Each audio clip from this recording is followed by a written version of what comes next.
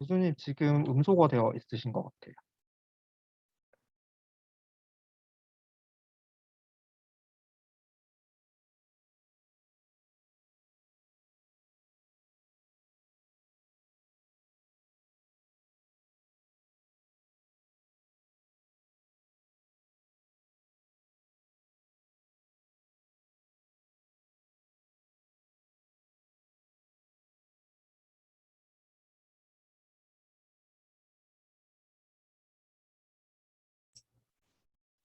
네, 여러분 안녕하세요. 반갑습니다. 네, 여러분 너무너무 반갑고요. 네, 저는 한성대학교에서 창업을 가르치고 있는 홍성재 교수입니다. 여러분들에게 오늘 서비스 영역의 비즈니스 모델과 사례에 대해서 교육을 하겠습니다. 먼저 자료를 공유하겠습니다. 네, 여러분 잘 보이시나요? 잘 보이시면 이렇게 오케이 해주시고요. 네. 네, 여러분 너무너무 반갑고요. 오늘 그러니까 여러분들이 그 좀 고민이 되는 부분들을 좀 가려운 것을 좀 긁어보고자 합니다. 열심히 진행하겠습니다. 네, 우선 여러분들 요거를 우리가 하나를 약속을 하나 하자. 그래서 스타트업을 어떻게 표현할까, 정의할까 인데요. 많은 정의가 있겠지만 일단 제가 먼저 한번 정의를 내려보고 거기에 맞게끔 진행을 좀 해보겠습니다. 저는 요 정의를 좋아하는데요. 스타트업은 사업이 될 만한 거리를 찾는 임시 조직이다. 어떤 것이 사업이 될 만한지 찾는 과정에 있다. 그래서 당연히 이 사업이 어떤 반복성과 이게 확장성이 있는지 그리고 수익성은 있는지 이걸 봐야 될 거고요. 그리고 이 거리라는 건 어떤 시장에서 어떤 아이템으로 진행할 건가. 그리고 당연히 임시조직이기 때문에 여러분들이 그 사업에 될 만한 거리에 따라 조직이 계속해서 변할 수 있어요. 그래서 여러분들 지금 비즈니스 모델 고민도 하시지만 이 비즈니스 모델에 따라 팀 빌딩도 바뀔 수가 있어요. 그래서 여러분들 이 스타트업이란 건 정말 유동성이 있다라고 생각하시고 진행하면 좋겠고요. 그러면 여러분들 아이디어 중에 사회 문제를 해결하고 싶은 친구들도 있을 거예요. 그러면 소셜 스타트업은 어떻게 정의할까? 좀 비슷한데 여기에서 이 앞에 사회 문제 해결이 더 중요한 집단이죠. 그래서 사회 문제 해결을 미션으로 사업이 될 만한 거리를 찾는 임시 조직이에요. 그러면 사회 문제는 뭐냐? 그러니까 내 개인의 문제가 아니라 사회 구조적이고 또 긴 시간, 장기적이고 다수의 피해와 고통이 있거나 아니면 지금 현재처럼 환경의 피해가 있거나 이런 것들을 해결하는 걸 미션으로 해서 당연히 사회 문제의 솔루션을 제공해야겠죠. 그리고 장기적으로도 작동해야 되고 또 결과적으로는 이해관계자들한테 가치를 제공해야 돼요. 환경을 개선하거나 뒤는 같습니다. 그래서 제가 여러분들한테 본격적으로 강의를 하기 전에 제가 생각하는 스타트업의 정의 그리고 이것이 뭘 원하는지를 지금 제안을 한 거고요. 그러니까 이걸 보여드린 이유는 그 사업 여러분들이 사업을 발표할 때도 이 구조에 따라서 여러분들의 사업 계획이 잘 정리되어 있는지를 보시면 훨씬 더 좋을 거라고 생각해서 준비를 했습니다. 자, 근데 여러분들 오늘 중요한 포인트가 바로 뭐죠? 비즈니스 모델이죠. 그렇죠? 그래서 여러분들 비즈니스 모델을 중심으로 특히 서비스 영역 지금 많이 각광받고 있는 플랫폼 기업들을 중심으로 여러분들 강의를 해볼 거고요. 오늘 강의 자료에는 제일 최근 이 우리나라를 대표하는 플랫폼 기업들의 성적표도 포함되어 있어요. 이들이 어떻게 돈을 벌었는지 그리고 어떻게 지금 성장하고 있는지 그리고 뭘 지향하는지의 성적표도 있습니다. 그래서 여러분들 그것도 확인할 수 있으니까요. 여러분들 이렇게 조금만 집중을 해주시면 오늘 두 가지를 얻어갈 수 있어요. 하나는 플랫폼 기업들이 어떻게 돈을 버는구나. 플랫폼 기업들이 어떻게 돈을 버는구나. 두 번째는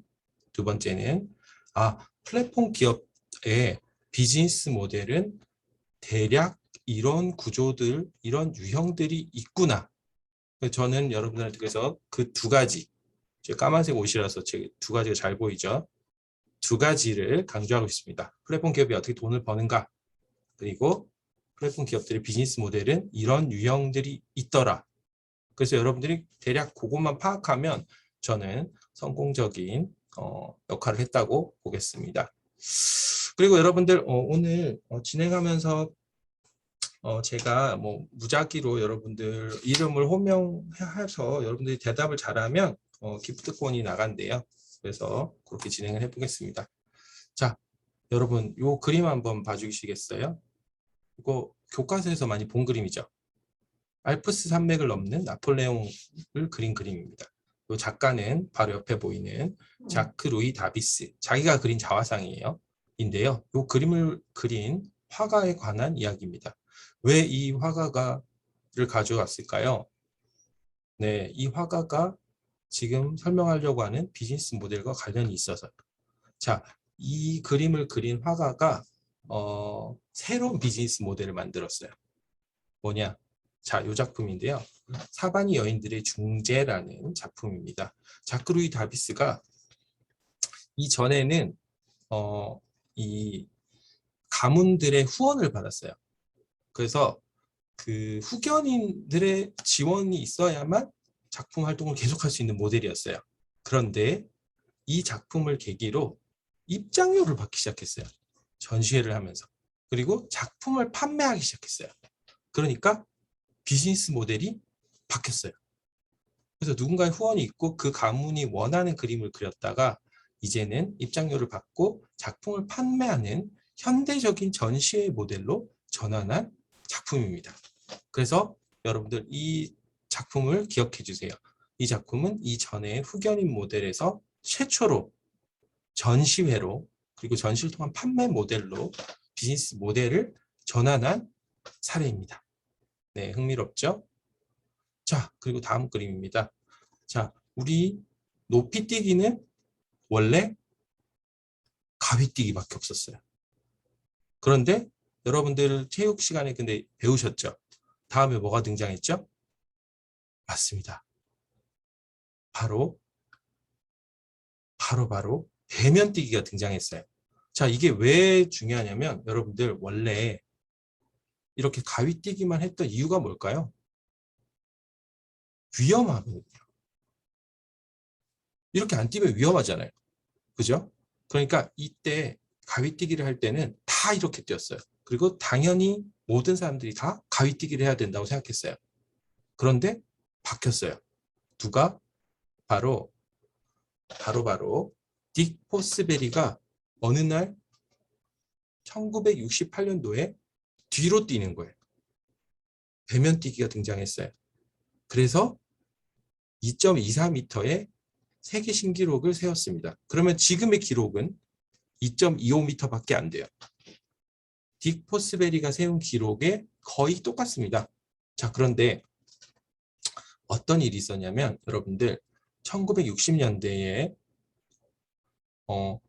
중반에 고무 발포 매트가 보급이 됐어요. 그러니까 뒤로 뛰어도 머리로 착지해도 안전한 기술이 등장을 합니다. 그래서 딕 포스베리는 이 매트를 적극적으로 활용했고 그리고 이전에는 모래나 톱밥에 착지를 했어야 되는데 이것이 보급돼서 실제 경기에서도 이 매트가 쓰이기 시작했어요. 그러니까 딕 포스베리는 머리로도 착지를 하게 됐고 그 결과 기록을 엄청나게 향상시켰어요. 그래서 여러분들 이 두 가지가 되게 중요한데요. 이 비즈니스 모델을 전환할 때는 하나는 바로 인식의 전환, 그리고 두 번째는 기술의 활용입니다.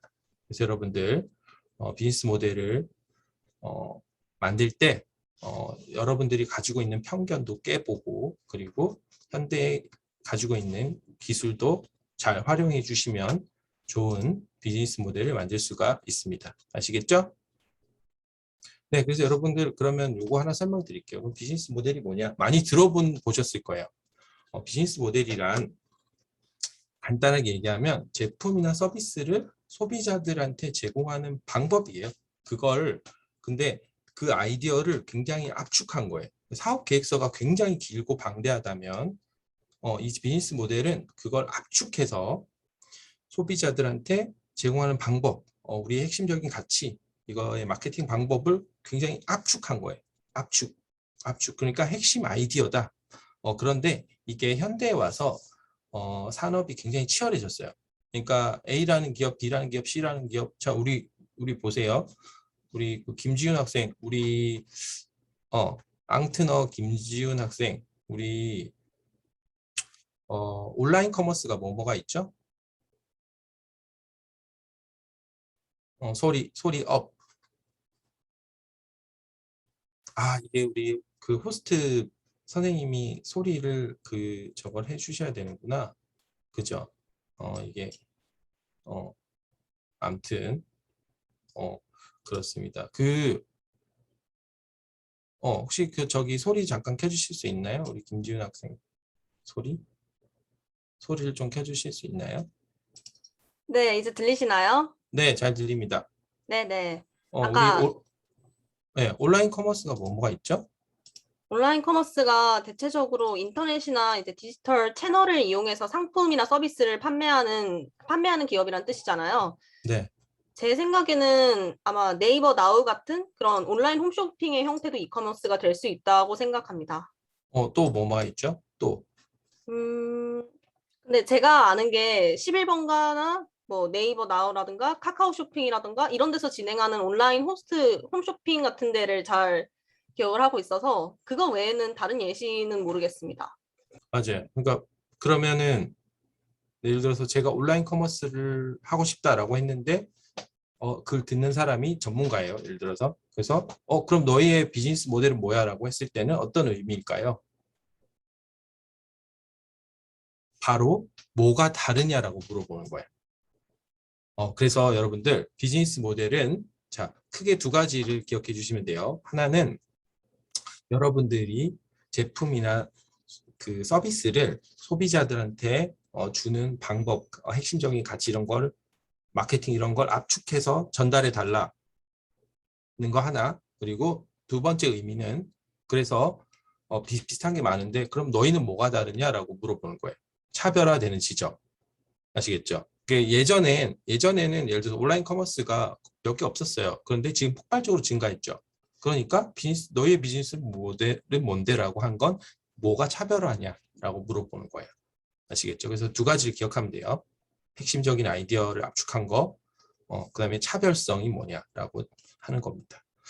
이게 왜 필요하냐면 이게 사업자 스스로가 이게 나침반이에요. 더 좋은 방향으로 수익을 개선하는 방향으로 하기 위한 방법이 하나가 있고 두 번째는 이걸 통해서 다른 사람들한테 자원을 적극적으로 획득하려고 하는 거예요. 이걸 가지고 발표를 해서 여러분들도 근데 지금 그 과정에 놓여 있는 거예요. 아시겠죠? 유무형의 자원을 획득하기 위해서 비즈니스 모델은 필요합니다. 자, 근데 획득해야 되는데 하루 종일 설명할 수가 없잖아요. 그렇죠? 뭐 발표 여러분들한테 주는 시간은 짧으면 5분, 길면 15분.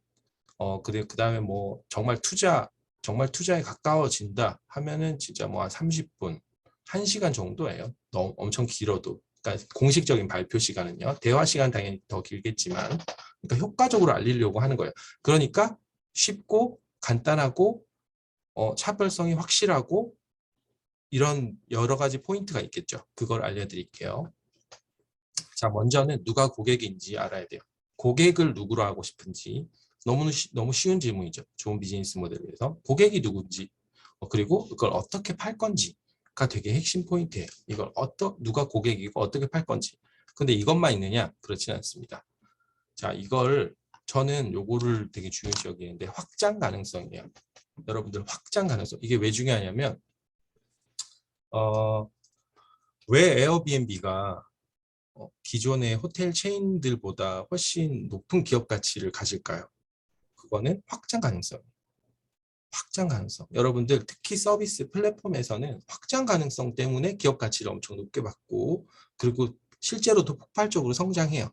자, 그럼 확장 가능성이 있는가라는 질문에는 새로운 고객이 유입되는가 그리고 고객이 한번 들어왔으면 쉽게 이탈하지 못하는가 그리고 고객이 늘어나도 기존 고객은 만족하는가 이 포인트가 되게 재밌는 포인트인데 이거는 쉽게 생각하면 여러분들 헬스장이라고 생각하면 돼요. 헬스장의 운영자 입장에서는 고객이 많으면 많을수록 좋아요. 그런데 어느 임계점을 지나면 고객들은 불편해요. 그쵸? 바글바글한 거예요. 나 갔는데 못해. 내가 하고 싶은 운동기구를 사용을 못해. 오늘도 못하고 내일도 못해. 그럼 그만두겠죠. 그러니까 여러분들 이 확장 가능성에서 고객이 늘어나도 기존 고객이 좋아하는, 만족하는지. 그런데 예를 들어서 반대로 카카오 택시를 생각해 보죠. 카카오 택시는 고객이 늘어나면 늘어날수록 다른 고객들도 오히려 만족해요. 왜냐하면 훨씬 더 안정적으로 많은 택시 기사들이 또 투입이 되고 또 이 플랫폼이 더 정교해지고 그렇기 때문에 또 만족도가 높아지죠. 그리고 핵심 데이터를 쌓고 있는가. 그래서 이런 데이터들을 가지고 또 다른 사업들을 할 수가 있어요. 그렇습니다. 그래서 이 확장 가능성 되게 좋은 포인트입니다. 그래서 비즈니스 모델, 특히 서비스 영역의 비즈니스 모델에서 중요한 부분은 핵심 가치가 뭔지, 그리고 고객이 느끼는 가치가 뭔지, 이걸 가치를 전달하는 방법은 어떻게인지, 그리고 수익은 어떻게 만들지, 그리고 마지막 확장 가능성이 있는지를 점검해 보시면 되고, 근데 뭐 수익 구조를 어떻게 만들고 이런 설명이 좀 더 필요할 것 같은데 라고 여러분들이 생각하실 수 있어서 뒤에 준비했으니까 걱정하지 마세요. 자, 그러면 여기서 한국의 대표적인 플랫폼 기업은 돈을 현재 돈을 어떻게 벌까요? 굉장히 중요한 포인트죠. 자, 우리 보자. 우리 오리진의 김우인 학생에게 그 마이크를 좀 켜주시고요. 자, 우리 김우인 학생, 한국의 대표적인 플랫폼이 뭐가 있죠? 이제 트위치? 대한민국 거. 대한민국 거랑 틀려도 괜찮아요. 그냥 막 말해주세요. 네이버? 맞아요. 또 다음? 예, 다음 조금 약하긴 한데 다음에 맞아요. 카카오도 있고 또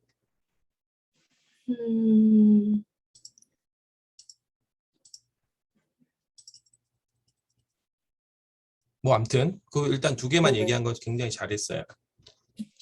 네.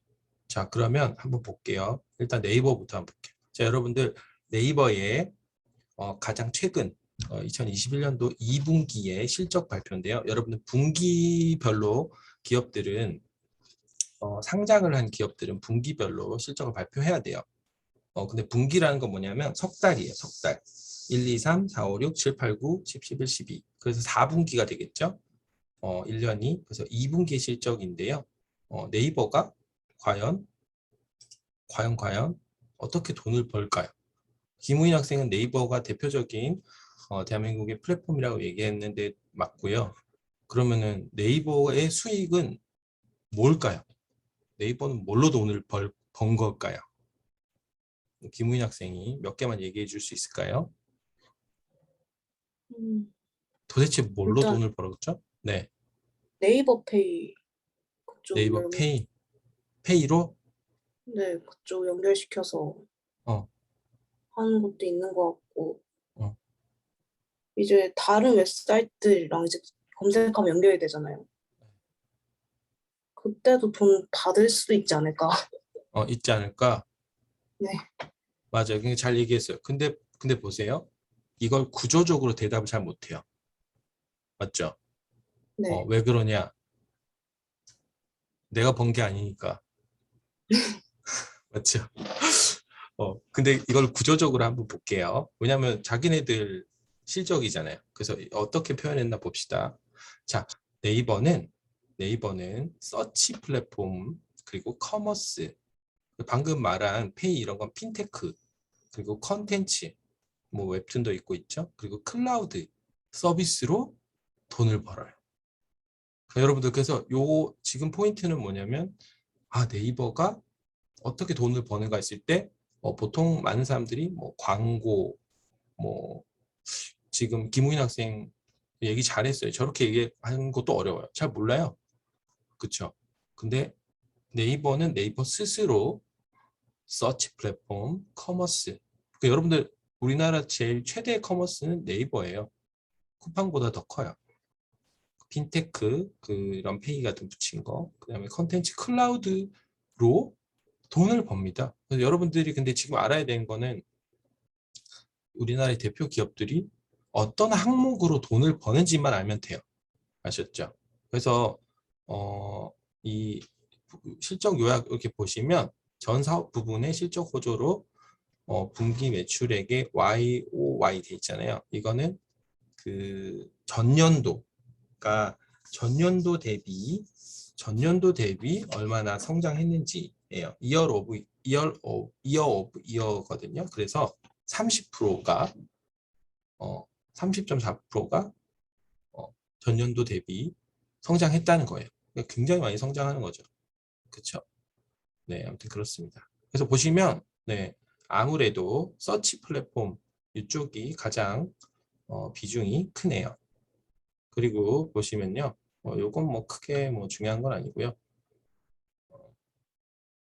예, 그러니까 이거 보면은 여러분 요거 자료 드릴게요.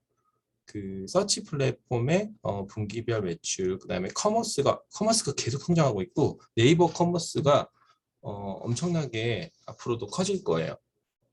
그리고 핀테크도 늘고 있고요.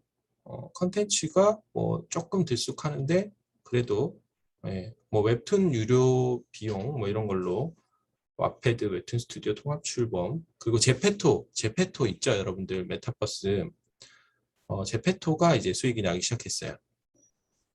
그리고 클라우드도 투자를 많이 하고 있습니다.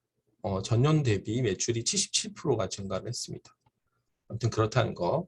그래서 여기 여러분들 그러면은 네이버가 얼마나 영업이익이 있는가 뭐 이런 것들은 제가 자료 드릴 테니까 한번 보세요.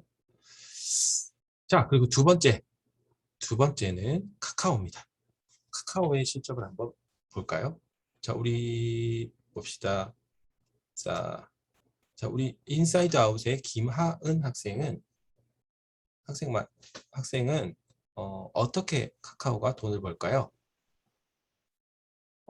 이모티콘이요. 이모티콘? 또 카카오도 웹툰 있고. 카카오 웹툰. 네.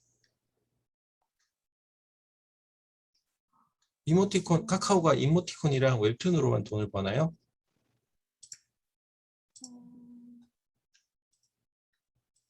또 뭐가 있을까요?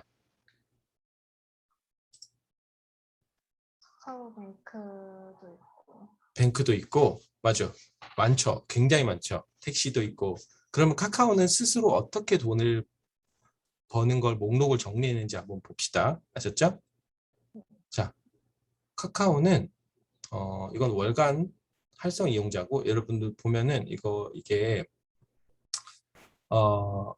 여러분들 이 분기 실적 발표는 누구한테 하냐면 투자자들한테 보여주는 거예요. 그러니까 IR이라고 하는데 Investor Relations라서 지속적으로 투자자들한테 설명하기 위한 자료예요.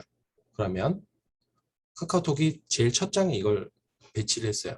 뭐냐면 월간 활성 이용자 수. 그러니까 이용자 수 중에서 월간 활성화된 이용자 수가 얼마나 있는가, 얼마나 늘었나를 되게 중요시 여기고요. 자, 요거에 되게 중요한 장입니다. 자, 뭐냐면 카카오는 스스로 돈을 벌 때 플랫폼과 컨텐츠를 구분해 가지고 돈을 번다고 스스로 표현해요. 그래서 이 플랫폼 안에는 톡비즈, 그러니까 광고형, 그리고 거래형, 광고형에는 여러분들 아는 뭐 비즈보드, 뭐 카카오톡 채널, 이모티콘 이런 거 있고요. 얘기 잘 해주셨어요. 거래형은 선물하기, 뭐 메이커스 이런 것들, 그리고 포털에 그 다음이 포함되어 있고요. 포털 비즈에, 그리고 플랫폼 기타에 이런 모빌리티, 페이 이런 것들이 포함되어 있습니다. 다른 종속 회사들도요. 그리고 컨텐츠에 게임이 있어요. 게임, 뮤직, 스토리, 미디어. 그러니까 카카오는 누가 여러분들한테 카카오가 어떻게 돈을 버는지 하면 크게 플랫폼과 컨텐츠로 본다고 보시면 돼요. 스스로 그렇게 표현해요. 그리고 그 플랫폼 안에 이제 톡비즈, 포털비즈, 플랫폼 기타가 있고, 컨텐츠는 게임, 뮤직, 스토리, 미디어가 있습니다. 그러니까 이렇게 하니까 이해가 훨씬 쉽죠. 그렇죠? 그러니까 이게 우리가 그 매일 접하는 그 플랫폼 기업도 플랫폼 기업이 이렇게 크게 그래서 어떻게 수익을 버는 거지라고 했을 때는 대답하기 잘 힘들어요. 그래서 또 준비한 거고요. 그러면 이 비중이 어떻게 되느냐? 그래서 둘 다 꾸준히 늘고 있지만 보면은 당연히 그래도 플랫폼의 비중이 훨씬 더 크죠. 지금은. 그리고 플랫폼에서는 이렇게 되고 있고요. 콘텐츠 부분에서는 게임, 뮤직, 스토리, 미디어가 있는데요. 보시면은 지금 게임이 굉장히 많이 성장하고 미디어가 굉장히 많이 성장하고 있어요. 네, 그렇습니다. 대략 이렇고요. 이거는 쭉 여러분들 시간 나실 때 한번 쭉 보시면 훨씬 더 흥미로울 거예요. 네, 그리고 여러분들 아프리카 TV도 되게 흥미로운 플랫폼 기업이어서 가져왔는데 아프리카 TV는 어떻게 돈을 버냐 했을 때 아프리카 TV는 플랫폼 서비스 그리고 광고, 멀티 플랫폼 그리고 기타 이렇게 수익을 내는데요. 아무래도 이 아프리카 TV는 그 플랫폼 안에서 돈을 버는 비중이 87%에 가깝고요. 광고 비용이 한 10% 정도 됩니다. 그러니까 아프리카 TV 안에서 뭐 이렇게 그 수익을 창출하는 이 플랫폼 자체로 수익을 창출하는 비율이 굉장히 높죠. 그래서 지금 그 아프리카 TV에서는 그 플랫폼 매출 이외에 다른 매출들을 늘리려고 되게 노력을 많이 하고 있어요. 아시겠죠? 그렇다는 거 이렇게 보시면 좋습니다. 그리고 여러분들 요것도 가져와 봤는데요. 우리 그 방탄소년단이 있는 하이브입니다. 하이브도 스스로를 플랫폼 기업이라고 표현을 많이 하거든요. 그래서 그럼 하이브가 어떻게 돈을 버나 보시면 하이브는 매출을 이렇게 재밌게 좀 구분하는데 직접 참여형과 간접 참여형으로 구분을 해요. 그래서 앨범, 공연, 광고 출연료 매니지먼트로 를 직접 참여형으로 구분을 했고 간접 참여형이 이런 MD 및 라이센싱, 컨텐츠, 팬클럽 등 이렇게 해서 구분을 하고 있습니다. 그래서 보면은 이 위버스라는 걸 활용해 가지고 지금 이런 실구매를 하는 이런 인원들이 많이 늘었어요. 보면은 1인당 평균 결제액이 지금 전 분기 대비 한 53%가 늘었거든요.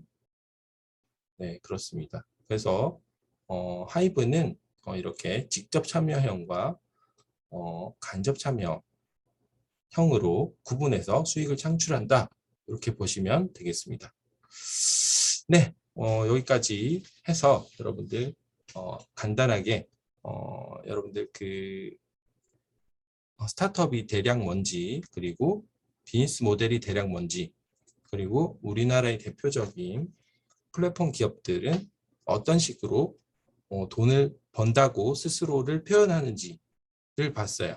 자, 그렇다면 이제 본격적으로 우리 비즈니스 모델을 한번 이해를 해보겠습니다. 자, 여러분들 비즈니스 모델에서 특이한 점이 있는데 뭐냐면 그래서 너희가 어떤 차별성이 있어, 어떤 특징이 있어 할 때 가장 중요한 게 바로 수익을 어떻게 창출하느냐겠죠. 아무래도. 그래서 그 다양한 모델이 있어요. 프리미엄 모델 같은 경우는 이렇게 제품과 서비스의 기능이 차이 나지 않는 수준에서 어떤 것들은 무료로 주고 어떤 것들은 비용을 받는 그런 부분도 있고요. 미끼 모델이라고 하는데 대표적으로 면도날, 정수기 같은 거 생각하면 돼요. 잉크젯 프린터 일부 본체를 좀 저렴하게 구입을 하고 나머지 부속품을 계속해서 구매하게 하는 그런 모델도 있고요. 유통 모델, 플랫폼 모델, 광고 모델 많은데요. 가입형 모델, 프랜차이즈 모델. 그런데 여러분들 이렇게 보면 잘 구분이 안 가죠. 그냥 뜯어보아서 하나하나씩 읽어봐야겠죠. 근데 구분이 잘 안 가요. 잘 모르겠어요. 그래서 이걸 여러분들 그 앞에서 우리 비즈니스 모델은 조직 내부적으로도 나침판으로도 필요한 거지만 누군가에게 내가 하려는 제품 서비스의 가치, 그걸 전달하는 방법, 마케팅 수단, 고객 관계 이런 것들을 굉장히 압축적으로 전달하는 거죠. 그래서 여러분들 이걸 효과적으로 표현하는 방법을 오늘 알려드릴게요. 아시겠죠? 하고 한번 볼게요. 지금부터 여러분들 굉장히 중요한 포인트예요. 자, 보시면 자, 가장 기본적으로는 여러분들 쓸 줄 알아야 돼요. 자, 우리 제품 서비스는 어떤 문제에 어떤 솔루션, 해결 방법으로 우리의 혜택 가치를 누구한테 제공하는지를 아시면 돼요. 자, 우리의 제품 서비스는 어떤 문제를 어떻게 해결함으로써 우리의 혜택과 가치로 누구한테 가치를 제공하는지를 일단 알고 있으면 비즈니스 모델을 이제부터는 그릴 수가 있어요. 그래서 우리 인사이드 아웃의 한은수 학생 지금 고민하고 있는 걸 요 틀에 한번 넣어서 얘기해 줄 수 있을까요? 네. 지금 좀 정리는 안 되는데 일단 말씀 먼저 드려볼게요. 네네. 저희 인사이드 아웃의 함께라는 서비스는 기존에 학교 밖 청소년들의 정보가 흩어져서 찾기 힘들었던 것을 하나의 플랫폼 안에 모아서 정보에 더 편리하게 접근할 수 있고, 정보에 더 편리하게 접근할 수 있도록 잘하고 해서 있어요. 네. 학교 밖 청소년에게 가치를 제공하는 기업입니다. 우리 고객이 학교 밖 청소년이에요? 네네. 저희 그룹 자체도 학교 밖 청소년으로 이루어져 있어서 그 고객을 이렇게 정했습니다. 그럼 학교 밖 청소년이 그러니까 페이를 하는 것도 학교 밖 청소년이 페이를 하나요? 누가 돈을 내죠? 저희 모델은 일단 정보 제공 플랫폼이기 때문에 네. 그 정보를 그 학교 밖 청소년들은 정보를 얻어가는 형식으로 할 거고, 저희 앱에 홍보 형식으로 광고를 넣었을 때 광고로 인해서 수익을 창출할 예정입니다. 네네, 알겠습니다. 잘 얘기해 줬고요. 제가 갑자기 질문했는데 이제까지 질문 중에 가장 고난이도였어요. 그래서 한은수 학생에게 기프트콘을 드리겠습니다. 잘하셨어요. 감사합니다. 네, 가장 고난이도였는데 잘 얘기했어요. 물론 조금 아쉬운 부분은 있는데 네, 그거 부분은 뭐 차차 개선하면 되고. 자, 그래서 여러분들 비즈니스 모델 그릴 때 이런 요소들이 있으면 돼요. 뭐 재화, 뭐 화폐, 그리고 뭐 사람, 혹은 뭐 회사, 그리고 판매, 지불, 그리고 타임라인 밑에 T, 그리고 이걸 정리하는 이런 거고, 요거는 이타바시 사토루라는 그 일본 분인데 그림으로 배우는 비즈니스 모델에 나오는 부분이고요. 요거를 보세요. 이렇게 누가 누구한테 무엇 얼마에 주는가, 이런 요소들이 있으면 그릴 수 있다고 합니다. 그래서 가장 기본적인 비즈니스 모델은 이거예요. 보시면 이건 단순 물품 판매죠. 그러니까 회사가 물건을 주고 돈을 받는 거예요. 대표적인 걸로 뭐 코카콜라 같은 거죠. 물건을 주고 돈 받고 제일 간단한 거예요. 여러분들 비즈니스 모델을 굉장히 이게 막 굉장히 못 알아보게 해야겠다, 처음 본 것처럼 해야겠다라고 하는 게 오히려 실수예요. 비즈니스 모델은 가독성이 좋아야 돼요. 가독성이 좋고 그 안에서의 디테일이 있으면 되거든요. 네, 보실게요, 계속. 자, 그리고 소매 모델은 하나가 더 있죠. 물건 주고 받고, 그래서 여기서 받고 다시 주고 하는 그런 모델이고요. 합계 모델은 보세요. 이렇게 회사가 고객한테 뭐도 받고 주고, 뭐도 받고 주고, 뭐도 받고 주고. 대표적으로 여러분들 뭐 다이소 같은 데가 합계 모델이에요. 쭉 하나는 3,000원인데 뭐 사다 보면 3만 원이잖아요. 그래서 그런 게 합계 모델이에요. 통오픈 모델은 A라는 본체를 주고 BBBBB를 락인해서, 그러니까 우리 거를 다른 데랑 호환을 못하게 하는 거예요. 우리 보면 아이폰도 그렇고 보면 호환 못하게 하기로 유명하죠. 우리 그리고 캡슐 커피들도 보면 다른 캡슐 커피 회사랑 다르게 만들어요. 그러니까 호환이 안 돼요. 근데 그건 비즈니스라서 그래요. 그러니까 여러분들 잊지 말아야 될 건, 여러분들 지금 일단 창업이잖아요. 이 파트가 여러분들이 지금 창업 놀이터에 있죠. 이 놀이터는 착하기만 한 데가 아니에요. 이 창업에서 놀려면 어떤 것들을 못하게 해야 돼요. 그러니까 예를 들면 내가 폭발적으로 수익을 증가하려면 특히 이 소모품 모델에서 호환이 되게 하면 안 되는 거죠. 그렇죠? 이런 모델에서는 특히. 그래서 사람 밑에 보면 T라고 되어 있는 거, 시간이 갈수록 계속 B를 살 수 있겠죠. 자, 뒤에 제가 이게 그러면 실제적으로 우리가 사용하는 서비스 중에 소모품 모델에 굉장히 가까운데 비즈니스 모델에 잘 그려놓은 게 있거든요. 그거 보여드릴게요. 자, 그래서 나만의 비즈니스 모델로 이제 고를 해볼게요. 여러분들 근데 좀 놀라운 게 있는데 지금 제가 오늘 강의만 110페이지를 준비했어요. 110페이지를. 그런데 제가 지금 한 40분 지났는데 벌써 한 70페이지는 된 것 같은데요. 네, 약간 여러분들이 잘 집중해주고 대답도 잘해주셔서 쭉쭉 잘 나가고 있습니다. 자, 그러면 나만의 비즈니스 모델. 자, 이런 아이디어가 있을 수 있죠. 예술 작품을 많은 사람들과 환영하고 싶다. 그런데 이걸 비즈니스 모델로 한번 그려본 데가 있어요. 재밌게 그려본 데가 있어서. 자, 여기 보면은 그 회사의 홈페이지입니다. 당신의 공간 그림 렌탈로 완전히 새롭게.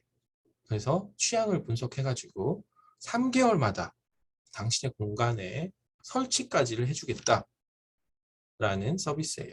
오픈 갤러리라는 서비스고요. 내 인생 첫 그림 렌탈 무조건 43,000원.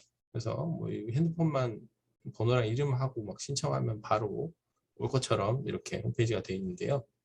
보시면 테마별로, 사이즈별로, 색상별로, 형태별로, 그리고 추후에 구매하고 싶을 수도 있잖아요. 렌탈을 했지만 구매까지 할 수 있게 되어 있고요. 개인 고객들은 이렇게 자신의 집에서 자신의 취향을 살려서 포인트로 쓰기도 하고 또 약간 동양적인 느낌을 내기도 하고 아이가 봤을 때 영감을 얻기도 하고 다양하게 사용하고 있고요. 또 고객이 개인만이 아니라 법인 고객들, 네이버, S-오일, 세브란스 병원처럼 이런 기업들이 이제 분기별로 이렇게 공간을 좀 전환하고 싶은데 이렇게 많은 돈을 지출하기보다는 적은 금액으로 효과적으로 배치하고 싶을 때, 그리고 손님을 접객하는데, 그리고 아이디어를 창출해야 되는 공간, 이런 것들을 이렇게 쓰고 있습니다. 병원 같은 데서도 고객에 대한 서비스의 일환으로 이런 서비스를 진행하고 있습니다. 그래서 큐레이터가 이런 것들을 추천을 해줘요. 그래서 뭐 렌탈, 첫 렌탈, 뭐 풍수, 그리고 한국인들이 좋아하는 피카소, 마그리트, 그리고 현관의 그림, 뭐 모네, 뭐 스타일별로, 계절별로, 장르별로, 주제별로, 분위기별로 이렇게 큐레이터가 추천을 해주죠. 그래서 이 오픈 갤러리라는 서비스가 있는데, 자, 그러면 오픈 갤러리는 어떻게 비즈니스 모델을 그리면 효과적일까요? 그래서 그렸습니다. 자, 오픈 갤러리 비즈니스 모델은 이렇게 보면 좋겠습니다. 오픈 갤러리가 중간에 있고요. 이게 약간 아까 보면은 소매랑 좀 비슷하죠. 고객이 있고 지금 오픈 갤러리가 중간에 있고 고객이 있는데 고객이 니즈가 좀 여러 개예요. 그러니까 작품을 그냥 대여하고 싶다는 사람에게는 작품을 대여, 배송, 교체를 해주고 대여를 받으면 되고요. 그리고 전시 기획을 의뢰하기도 해요. 작품 가지고 있는 그 데이터도 있고 작도 있으니까. 그래서 여러분들 서비스 기반의 기업들은 이런 데이터가 되게 중요해요.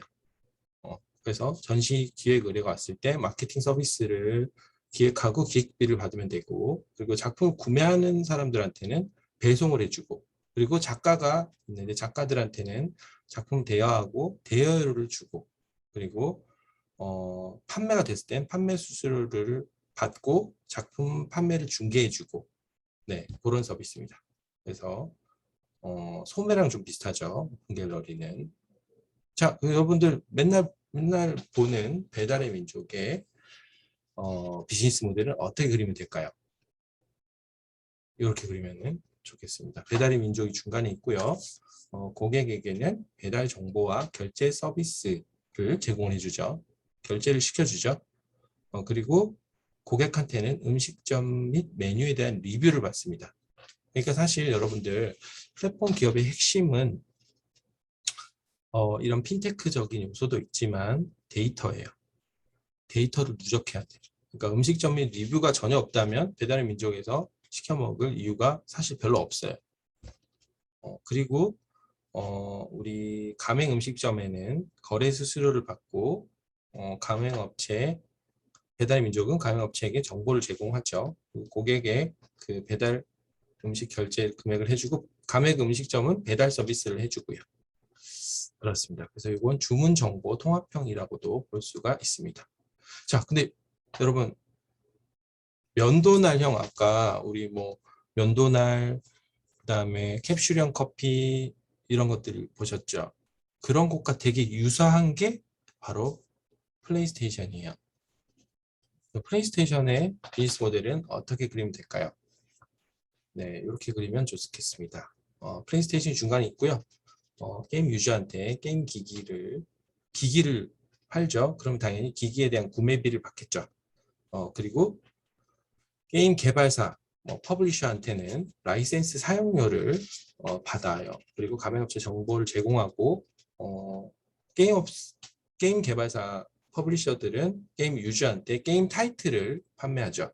그리고 게임 유저는 타이틀을 구매를 합니다. 그래서 이렇게 돌아가는 모델입니다. 그래서 여러분들 지금 보여준 모델들 있죠? 요거 제가 파일 드릴 테니까 여러분들 비즈니스 모델로에 가깝다면 그렇게 사용하세요. 사용하라고 드리는 거거든요. 네. 그리고 샤오미랑 그 애플이랑도 되게 비슷한데요. 락인하는 제품 플랫폼이고요. 보시면 샤오미라는 게 있고 거기에 그 소프트웨어, 인터넷 상거래, 하드웨어 이렇게 크게 세 종류가 있어요. 그래서 고객한테 이런 스마트폰, 기기도 팔고 당연히 기기에 대한 구매 대금을 받겠죠. 그리고 고객한테는 제품에 대한 정보 및 의견을 공유받습니다. 그리고 이 소프트웨어로는 서비스를 제공하고 거기에 대한 구매 대금을 받습니다. 그러니까 여기서의 특징은 뭐냐면 하드웨어도 팔지만 소프트웨어도 같이 파는 거예요. 아시겠죠? 그래서 그 요즘은 예전에는 뭐 이렇게 서비스 기업, 뭐 제품 기업 이렇게 구분이 되게 철저했는데 지금은 제품 팔면서 이런 그 서비스를 같이 들어가는 기업들도 많기 때문에 구분이, 이런 기업들 같은 경우는 이게 제품 기업인가 서비스 기업인가 되게 헷갈리죠. 그런데 이거는 락인 제품 플랫폼이라고 보면은 좋겠습니다. 락인하는 거죠. 우리 제품, 우리 플랫폼만 써야 되는 거예요. 자, 그리고 레진 코믹스 같은 경우 유료 컨텐츠 다면 플랫폼이라고 볼 수 있는데, 보시면 레진 코믹스가 중간에 있고요. 독자들한테 서비스를 제공합니다. 컨텐츠를 제공하고 해당 구독료를 받죠. 그리고 웹툰 작가들한테는 컨텐츠를 제공받고 조회수에 따라 원고료를 지급합니다. 그리고 광고주가 있는데 광고주한테 광고 제작을 해주고 광고비를 받습니다. 그래서 여러분들 여기 지금까지 보니까 조금 감이 잡히죠. 뭘 주고 뭘 받는지, 어떤 핵심 이해관계자가 있는지를 보시면 돼요. 네, 그래서 여러분들이 하려는 서비스 중에 되게 다수가 이 레진 코믹스랑 좀 비슷할 수가 있어요. 그래서 이거 참고해 보시면 좋겠고요. 링크드인 같은 경우에는 이력 관리하는 플랫폼인데요. 링크드인 같은 경우는 아까 레진 코믹스는 되게 비슷해요. 그런데 뭐가 다르냐 했을 때 무료 가입자에게도 서비스를 제공하고 유료 가입자들한테는 더 많은 구직 솔루션을 줍니다. 아시겠죠? 요게 다른 거예요. 그리고 채용자한테는 광고비 구인 비용을 받고 구직자 DB를 제공해 주죠.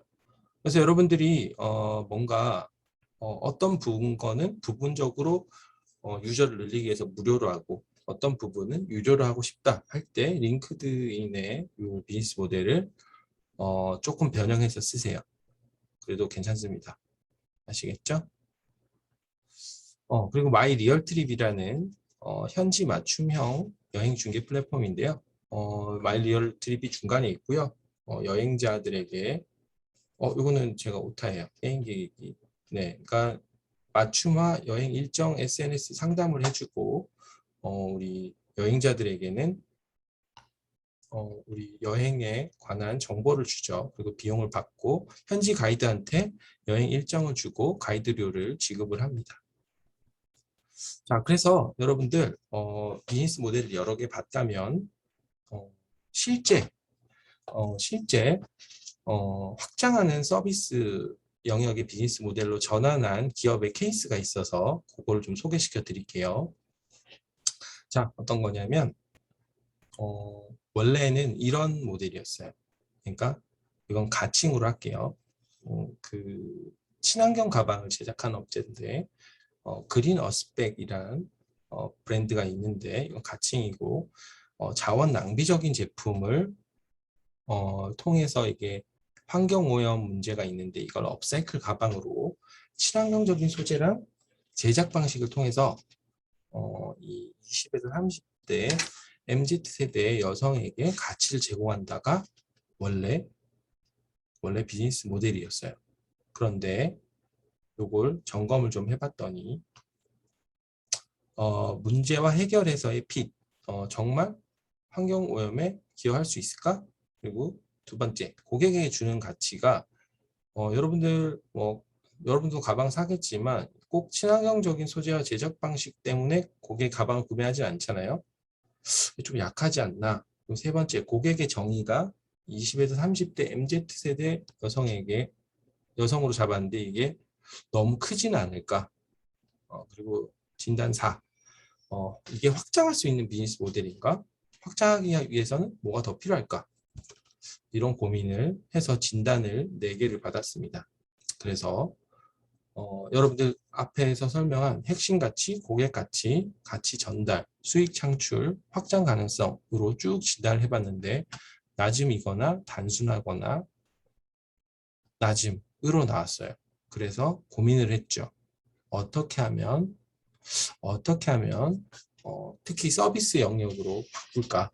어떻게 하면 확장하는 비즈니스 모델로 전환이 가능할까? 이런 고민을 이 기업의 대표가 하게 됐습니다. 그래서 여러분들 여기에 대한 고민은 여러분들 잠깐 쉬었다가 3시에 아니 3시 5분 하죠. 3시 5분에 그래도 10분 쉬어야지. 이렇게 네. 그래서 3시 5분에 이걸 어떻게 비즈니스 모델을 바꿨는지 굉장히 중요한 포인트라서 잠깐 쉬었다가 3시 5분에 다시 진행을 하겠습니다. 네, 여러분들 일단 지금까지 잘 들어주셔서 감사하고요. 3시 5분에 뵙겠습니다. 네, 조금 이따 만나요.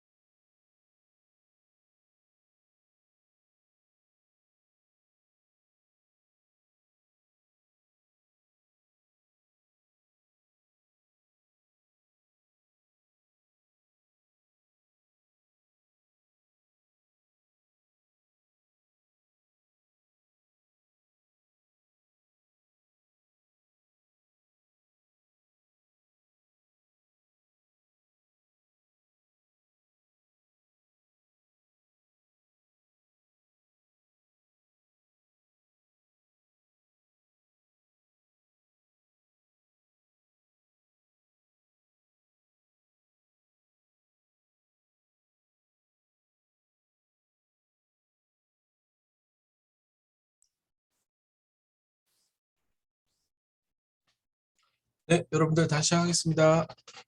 네, 화면 다 켜주시고요. 네, 그래도 일단 10분 정도 쉬니까 좀 리프레시가 좀 되죠. 네, 예, 화면 다 켜주시고요. 네, 우리 강의는 남은 시간 15분 정도 더 하고 여러분들한테 질의응답도 받을 거거든요. 근데 여러분들 그 뭐 물어보고 이렇게 하면 시간이 좀 걸리니까 채팅창에 궁금한 거를 지금부터 써주세요. 그러면 제가 보고 좋은 질문들에 대해서 한 10분 가량, 뭐 10분, 15분 가량 답변 드릴게요. 아시겠죠? 그래서 질문을 지금부터 써주시면 되고요. 자, 마저 해볼게요. 자, 우리 친환경 가방을 제작한 업체가 고민했어요. 어떻게 하면 확장하는 비즈니스 모델로 전환할까? 실제 사례고요.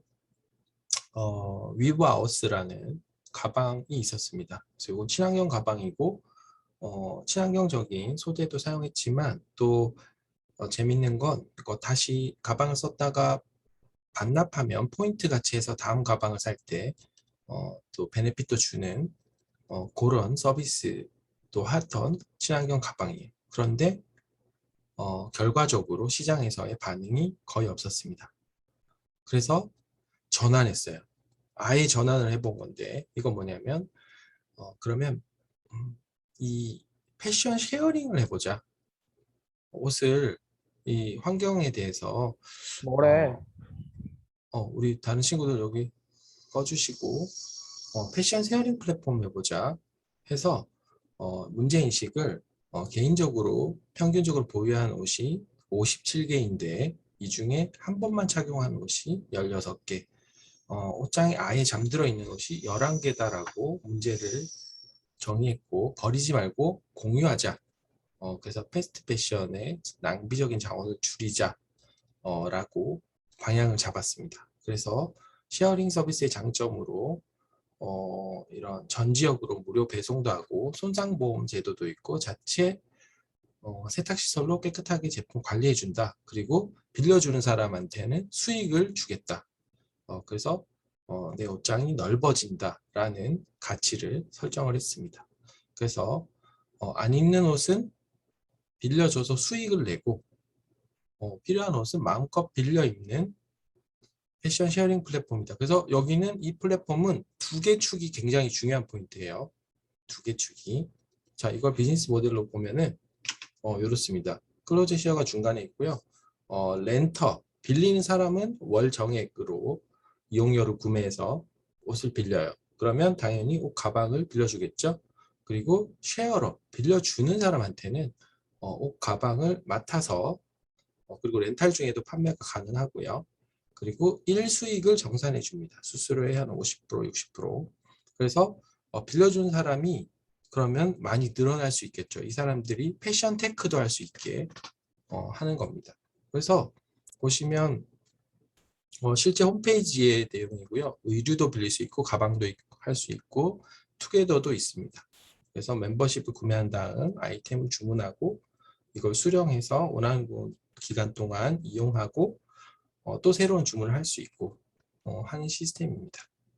그래서 그 재밌는 게 이렇게 그 스타들의 스타일리스트인 한혜연 씨가 제일 추천 1위의 쉐어러고요. 그러니까 자기가 가지고 있는 좋은 아이템이 있는 옷이 많은 사람들이 이렇게 주요한 쉐어러로 활동하고 있고 데일리라던가 오피스, 포멀, 로맨틱, 주말, 운동할 때, 파티할 때, 휴가 갈 때 이렇게 다 분야별로 빌려줄 수 있게 추천도 해주고 있습니다. 그런데 여러분들 이런 플랫폼들 보면 되게 팬시하게 앞단만 하면 될 것 같잖아요. 그런데 중요한 건 이런 플랫폼들에서도 기반 시설은 중요해요. 보시면 클로젯 쉐어가 가지고 있는 의류를 보관하는 시설이에요. 여기서 받아서 다시 빌려주고 그러니까 창고가 되게 커야겠죠. 그런데 창고만 있으면 될까요? 의류잖아요. 뭐가 있어야 되죠? 바로 세탁하고 수선해주는 시스템도 필요해요. 그러니까 여러분들 제가 여기서의 포인트가 몇 개 있는데 이걸 보면서 서비스 하는 기업들은 기반 시설이 필요 없는가? 그렇지 않습니다. 필요해요. 이런 서비스들은 특히. 그리고 이런 서비스들에서 다른 기업과의 차별성을 또 가질 수가 있고요. 아시겠죠? 그래서 서비스 기업들도 이런 기반 시설이 되게 중요하다. 이렇게 보시면 좋겠고요. 그래서 최종 진단입니다. 기존의 친환경 가방일 때 비즈니스 모델은 핵심 가치가 친환경 가방 제작을 통해서 환경 문제에 개입하겠다고 했는데 이게 핵심 가치가 낮다고 판단을 했어요. 그래서 관점을 바꿨어요. 우리 맨 앞에서 가위뛰기를 하다가 배면뛰기로 전환한 것처럼 관점을 바꿨습니다. 그래서 문제를 세부적으로 진단했어요. 패션 쓰레기를 줄이자로 전환했고 그게 바로 패션 쉐어링 서비스를 도입하게 됐습니다. 그러면 고객 가치는 기존에는 그냥 친환경 가방을 샀다.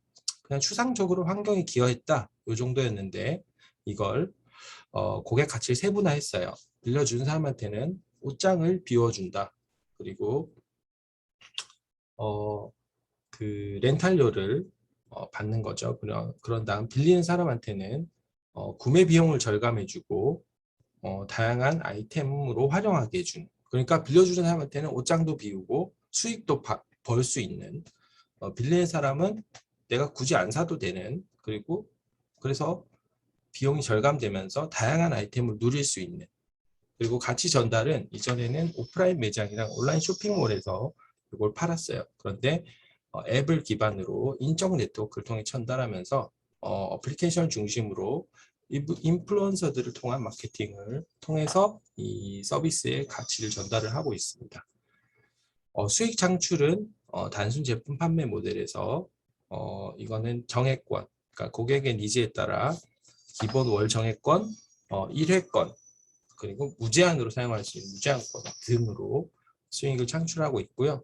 확장 가능성이 이전에 제품일 때는 굉장히 낮았어요. 그냥 제품 판매 정도만 기대했는데 지금은 고객, 그다음에 제품, 그다음에 기반 시설, 이 앱 플랫폼을 통해 가지고 다양하게 확장이 가능합니다. 그래서 회원 수가 지금 20만 명이고 옷을 공유해 주는 사람이 5천 명 정도 되고 패션이 제품이 6만 개가 있어요. 그래서 새로운 비즈니스 모델, 비즈니스도 할 수 있는데 예를 들면 A라는 그 신규 브랜드가 이 제품을 테스트하고 싶은데 여기에 있는 패션 쉐어링을 통해서 고객들한테 테스트하고 싶다. 그래서 그런 서비스도 해요. 그런 식으로 이런 서비스 기업들은 가지고 있는 고객 데이터, 기반 시설 등을 활용해 가지고 다양하게 신사업들을 할 수 있어요. 그게 굉장히 좋은 장점이거든요. 예를 들면 당근마켓도 지금 편의점과 공유해 가지고 지금 이렇게 예전에는 폐기해야 될 제품들, 유통기간이 얼마 안 남은 제품들도 지금은 그 당근마켓과 공유한 그 편의점들을 통해서 그 근처의 사람들이 사갈 수 있는 서비스도 하거든요. 그러니까 이렇게 서비스 기업들은 이런 확장성을 가지고 있어야 되고 그걸 통해서 이렇게 폭발적으로 성장하는 거예요. 그래서 우리 중간에 본 국내 대표의 플랫폼 기업들이 그래서 보면 수익 창출이 다양한 거예요. 아시겠죠? 그러나 처음부터 그렇게 할 필요는 없어요.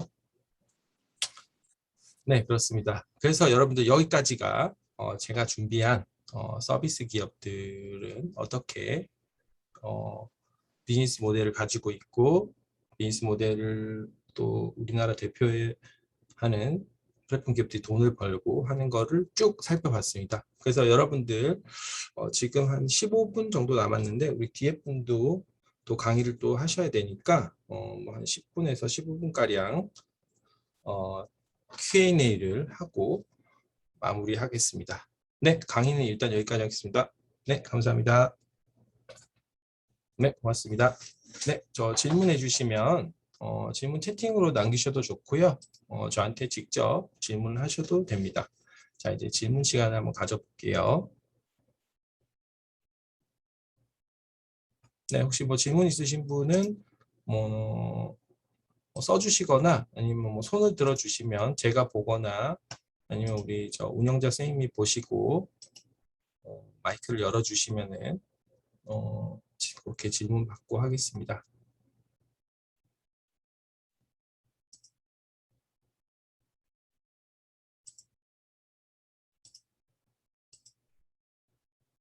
네. 네, 박서연 학생의 질문인데요. 지도 앱 같은 것은 어떤 비즈니스 모델을 가지고 있는지 소개해 주실 수 있을까요? 네네.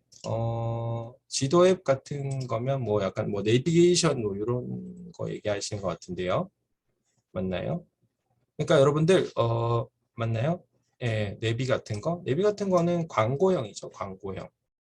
예, 그러니까 전형적인 광고형 모델이고, 그래서 이런 서비스들 가지고 이제 카카오 택시처럼 이렇게 진출하기도 하고 하거든요.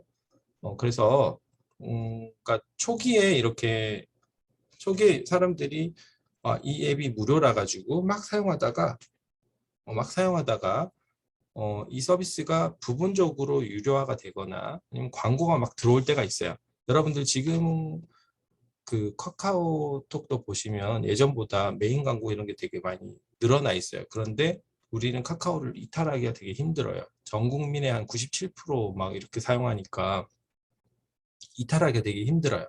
그리고 그 정도 광고는 크게 불편하지 않다라고 생각할 수 있어요. 그래서 그렇게 진행이 되는 거고, 이런 거 가지고 이제 뭐 모빌리티로 뭐 진출할 수도 있고, 그래서 이런 정보와 데이터를 가지고 뭘 하는 거예요. 그리고 뭐 예를 들면 한국의 링크드인처럼 되고 싶었던 데가 우리 그 리멤버라는 명함 앱인데, 우리나라 사람들은 그 해외와 다르게 내가 이직을 하고 싶다 이런 것들을 표현하는 거를 되게 꺼려해요. 그래서 이 명함이라는 데이터를 다 모은 다음에 약간 거기서 뭐 추천식으로, 그러니까 내가 이런 정보를 받고 싶다 했을 때, 내가 이런 직종이 있는데 이런 정보를 받고 싶다, 좀 비밀리에 나한테만 오는 이런 서비스들도 하고 있어요. 그래서 이런 서비스 기업들은 초반에 이렇게 유저들을 잘 확보하고 그걸 가지고 또 비즈니스 모델을 또 전환할 수도 있어요. 뭐 그렇다는 거 좋은 질문 해주셨고요. 오늘 그래서 말씀드리니까 플랫폼 기업으로 여러분들 내가 앱으로 뭐 만들고 싶지만 광고 말고 돈을 어떻게 벌까 생각을 제대로 잘 하기가 어려워요.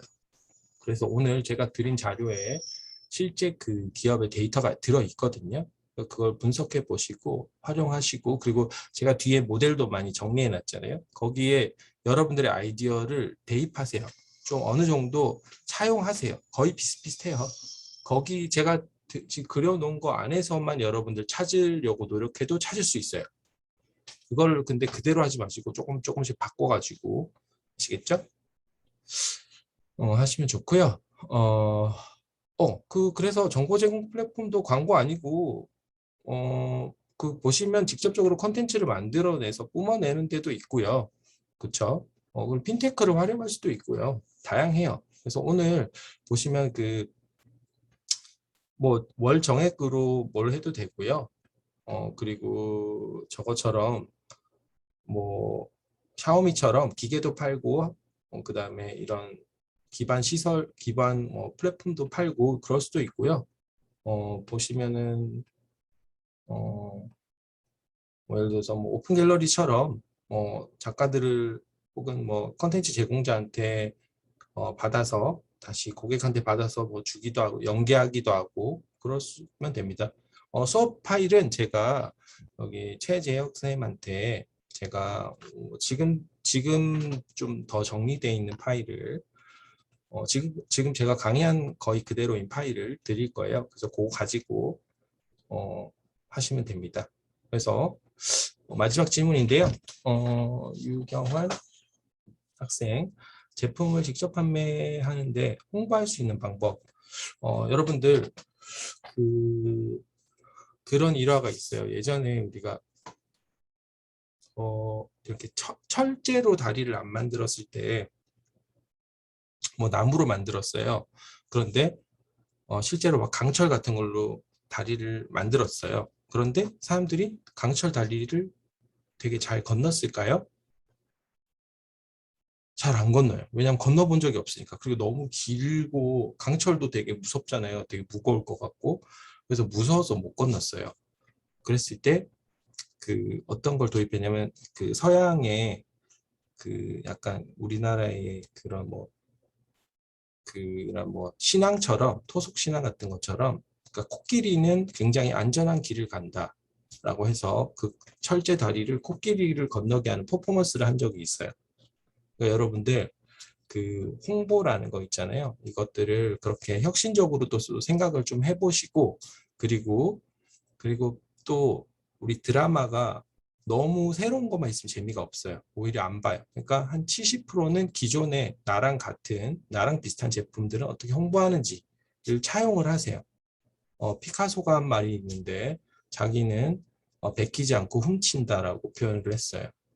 실제로 여러분들 피카소는 자기가 되게 좋아하는 벨라스케스라는 화가의 작품을 학교 빼먹고 맨날 보러 갔고 그리고 마지막 작품도 벨라스케스의 작품을 자기식으로 그렸어요.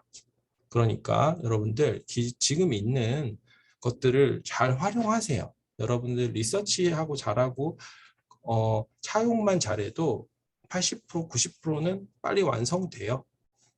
그런데 그걸 모르고 자기가 그냥 드는 생각으로만 한다면 느리기도 느리지만 더 좋게 하기가 어려워요. 오히려. 그래서 여러분들 창작하고 혁신적인 아이디어를 여러분이 잘 찾은 자료에 10%를 얹은다라고 생각하시면 됩니다. 아시겠죠? 네, 여러분들 그래도 여기 뒷시간이 조금 있어야 또 좀 여유가 좀 있으니까요. 왜냐하면 또 연강이니까 여러분들 거의 1시간 반 했는데 저는 대학에서 대학생들 가르치지만 집중력을 요하거든요. 그래서 여러분들 오늘 만나서 너무너무 반가웠고 여러분들 이 창업 놀이터 남은 시간도 의미 있게 보내고 좋은 결과물 만들었으면 좋겠습니다. 네, 제 강의 자료는 공유 드리겠습니다. 수고하셨습니다. 네, 감사합니다. 저희 한 1시간 30분 정도 강의해 주신 교수님께 다시 한번 박수 부탁드리고요.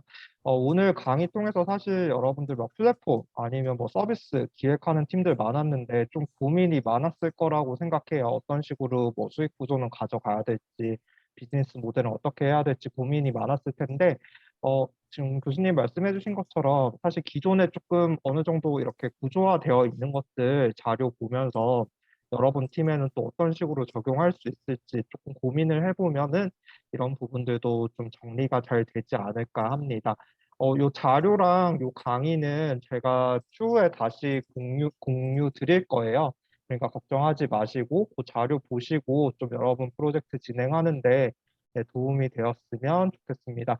그러면 이번 시간은 여기서 마무리할 거고요. 지금 제가 채팅창으로 그 설문 진행하는 거 업로드했어요. 한 1분 안 걸리는 거니까 네, 요거 진행하고 다음 강의로 넘어갈게요. 저희 다음 강의는 그 학생 창업부터 해서 지금 이제 스타트업 운영하고 계시는 대표님 강의거든요.